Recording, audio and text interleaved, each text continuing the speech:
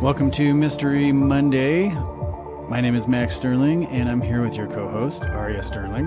Hi, everyone. As a reminder, we are dedicated to releasing 2 episodes each week. On Mystery Monday, we produce a short episode featuring a missing person. These cases typically have very little information, but it's still important to share their stories in hopes of reaching somebody who might know something to help bring closure to these cases. And don't forget, you can visit us on Facebook, Instagram at Mysteries and Mimosas Podcast, or on our website, mysteriesandmimosas.net. From there, you can reach out to us to give us feedback, suggest a case, or just say hello. In fact, I want to give a shout out to one of our true crime connoisseurs, Brian, who recently suggested 3 cases, which we are currently looking into. Thank you, Brian, for suggesting those cases. We can't wait to get started on those. But before we get ahead of ourselves, let's start with our mimosa recipe for the week. What do we have? Today's mimosa is holiday-inspired. It is half a shot of vodka, champagne, of course, cranberry juice, pineapple juice, edible glitter, and a crushed peppermint rim. This one is amazing. I was a little bit hesitant to eat edible glitter. Yeah, no. Until I did, but there's no flavor or anything. It just makes it look pretty. Where do you get that? On Amazon, actually. You got it That's on where Amazon? I ordered it, yeah. Yeah, it's pretty awesome. It is. It comes in so many different colors. It's just fun. What, are we going to make another one? I want to do a Grinch one for December. Yes, All right. we will. We'll do a Grinch recipe next time. And you know, we take episode suggestions on our website, but we are also open to mimosa recipe suggestions as well. So absolutely. If anybody listening has any cool suggestions or thoughts on a mimosa recipe, please go to our website and let us know. Yeah, you don't even have to buy the ingredients for us. Just let us know. I'll pick it up on the way home. All right. And we'll probably drink it that night. And since we're soliciting suggestions for true crime episodes and for mimosa recipes, we might as well just open it up if anybody has any suggestions for a new co-host. I mean, I'm all ears. No? No, I'm right here. That's offensive. I'm sorry. That's offensive. It is. I'm sorry. No. I don't even know what to say. It's called a joke. It's called just joking around. Mm-hmm. It didn't seem like Until it. somebody suggests a new co-host, and I like that co-host better, then you're done, son. Oh my gosh. Yeah. That again. You just had to figure out a way to put that quote in there, didn't you? That was I know. I only do it because it bothers you. Roundabout way to get to you being able to say, dude, I teed myself up and I nailed it home. Oh my gosh. Drove it home. Not nailed it. Yeah, drove it home. Yikes. This is what I deal with, and you're asking for a new co-host? You know I'm totally teasing. I would never trade you in, not for anything in the world. You are my favorite co-host. I'm your only co-host. This is true, but you're still my favorite. You are the number one. Thank you. You're welcome. All right, let's get into this one. So today's case is from Oklahoma City, Oklahoma. The missing person in this case is Lora Lee McIntire. She is a white female, 28 years old. She was last seen on March 8th of 1990.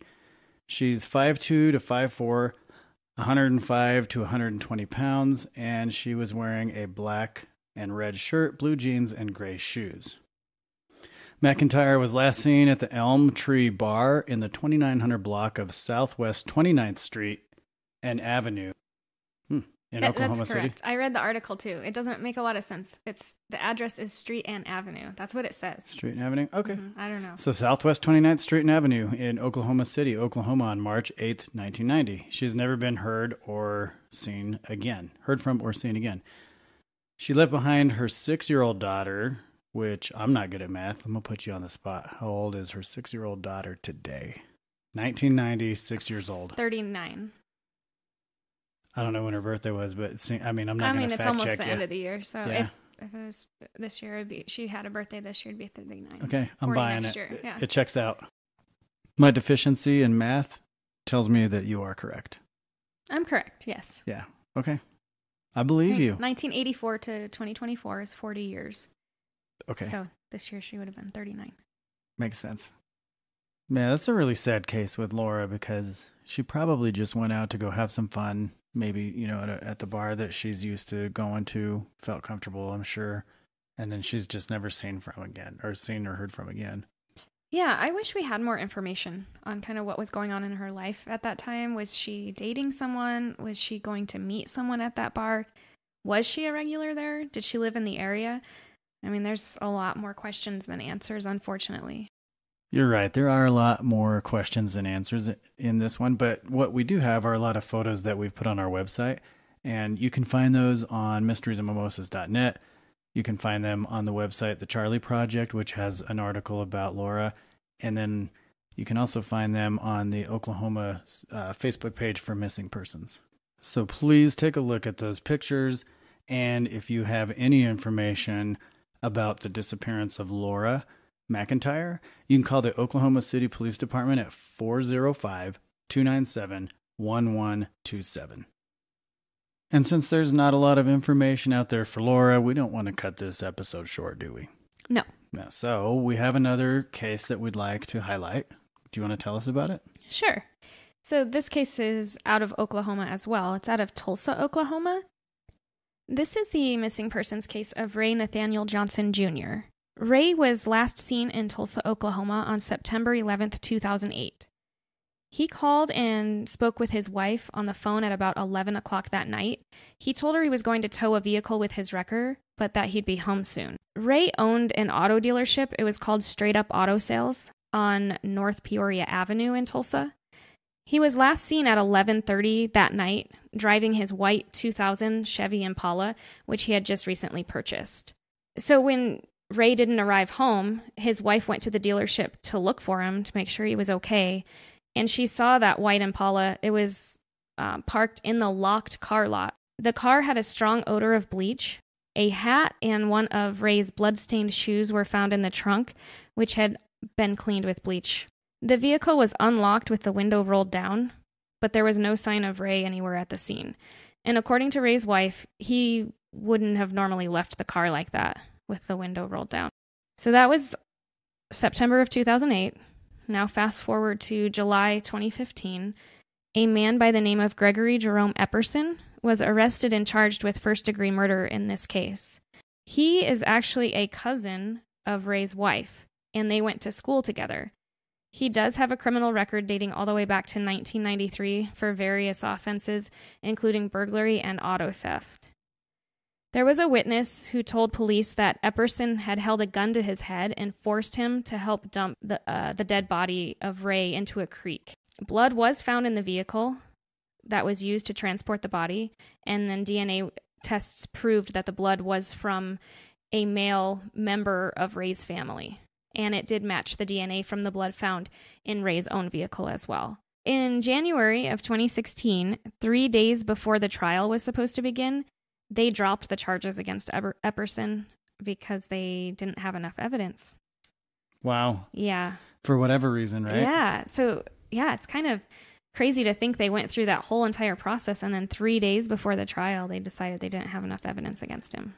Right, because to put that into perspective, it's not like they just charged him because they felt like it, and then all of a sudden, next week they have a trial. I mean, they put a case together. They did investigations. They filed something with the DA's office after doing probably a very extensive investigation, and the DA, at least for a while, said, yep, we're good. There's probable cause here. We're going to charge this person. According to an article from Fox 23 in Tulsa, the Tulsa County DA stated that there were significant concerns about the lack of corroborating evidence to convict Epperson, and that was why the charges were dropped. He said that Ray's body has never been found, there were no eyewitnesses to his death, and there was no forensic evidence linking Epperson to the crime. So we talked about the forensic evidence of the blood found in both of the vehicles, but there was no forensic evidence directly tying Epperson to the crime.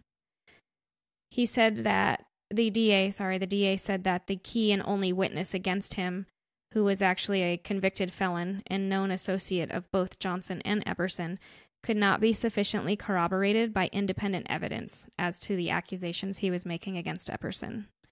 So the district attorney's office said that the charges have been dropped, but they're hoping that they could possibly get more evidence in the future and then retry the case. Yeah, and that makes sense because if you have your only key witness and he's a felon, I mean, the district attorneys look at that before they put those people on the stand, because the first thing that the defense is going to do is try to impeach that person and attack his credibility, or her credibility. So that makes total sense. Yeah, because if they proceeded with the case as it was, there was the potential for him to be found not guilty, and then they couldn't retry him in the future. So what you're saying is they just want to get it right the first time. Exactly. Interestingly enough, the next year, a year after those charges were dropped against Epperson, he murdered a 19-year-old college student in her home. He killed Kelsey Tennant and tried to kill her boyfriend, Riley Allen.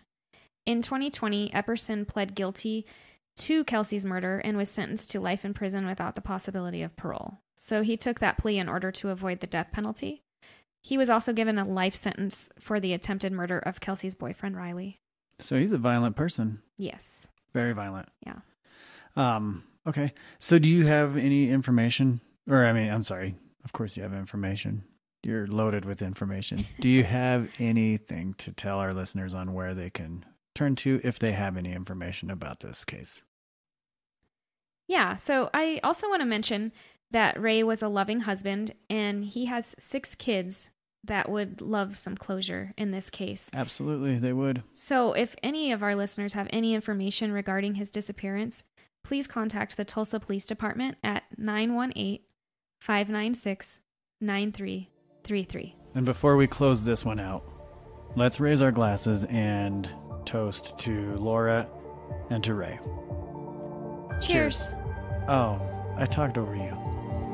This is like reminiscent of the last time. It is. Let me go first. Go ahead. Cheers. Cheers.